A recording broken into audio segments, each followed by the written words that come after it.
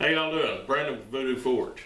Now, in the simple door pull video, I used a chop fuller, and I want to show you a little bit more about that. I want to show you how it's made and how you use it. Essentially, it is a one-person way to fuller without using a bottom tool and a top tool. I'll show you those as well. But my chop fuller, it's one of the first blacksmithing tools that I had fabricated. I couldn't even weld at the time. I had somebody else weld it for me.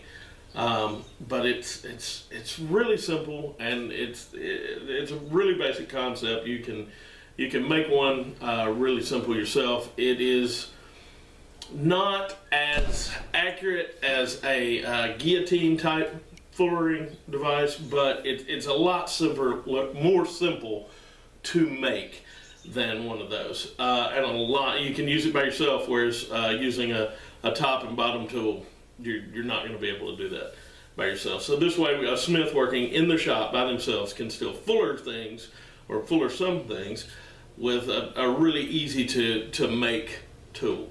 So let me show you a little bit more about it. Okay, now this is your traditional type of fuller. You've got a bottom fuller that goes in the hardy hole, a hardy, and a top tool, a top fuller.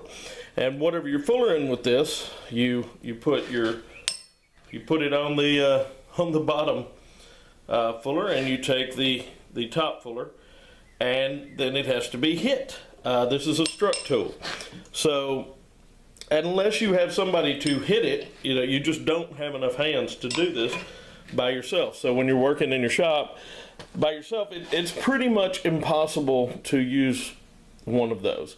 I have done it holding material in a very awkward position before, but it's just not reasonable to expect that you can do that and be productive.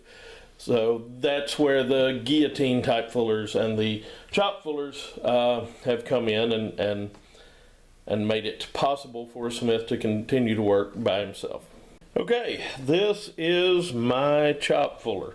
I've had this for several years. Like I said, it's one of the first tools that I had made. There's no forging to it, but these are made these out of tractor, like semi-tractor leaf springs, and these as well. It's got 3 holes here, so you can move your pen to make it to where you can fuller different sizes of stock in there. Originally I used to use a bolt, and so I could take it out and move it, or that was the plan anyway. Well, you wear the bolt out, and you end up having to cut the bolt and drive it out to move it anyway. So now I've got a piece of coil spring in there, and it seems to be lasting quite a bit longer. And as ugly as this thing is, as hideous as these welds are, which I did not do, I probably, at the time, they would have been worse if I had done them. But as hideous as this thing is, it still works great. I have not needed to replace it. I am planning on making one that is smaller stock on the fuller, so I can do more narrow fullers, but maybe eventually make one that's even wider. But this one still does its job absolutely fine.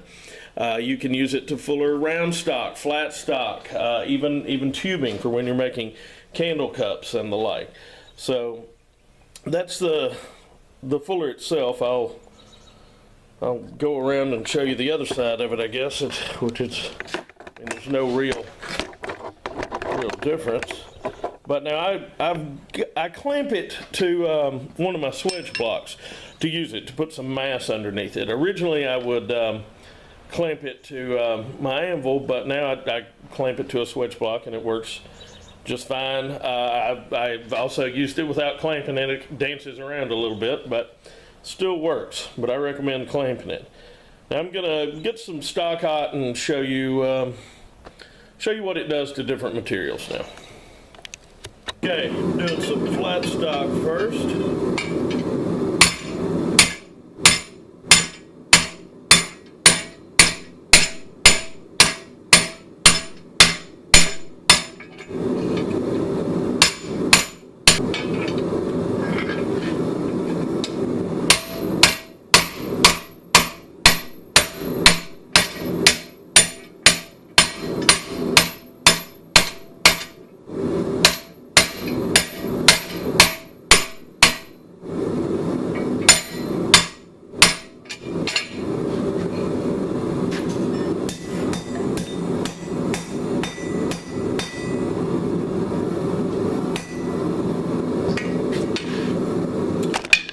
running it through the fuller one more time.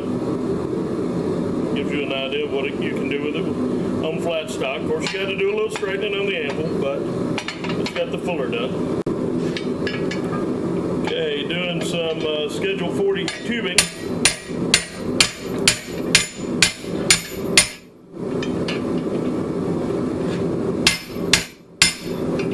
I'm going to get a different set of tongs.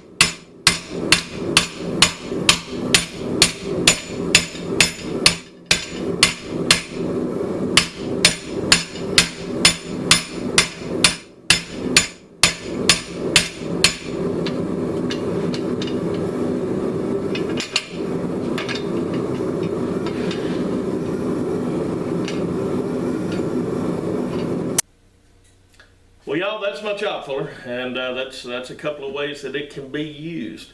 And those aren't finished projects or anything, but those are steps that you can incorporate into other projects you're working on. You can use candle cups on the tubing. You can use it in railing and door pulls, as I showed you in the other video. I mean, it's just another process that you can incorporate into many projects to get a little further along.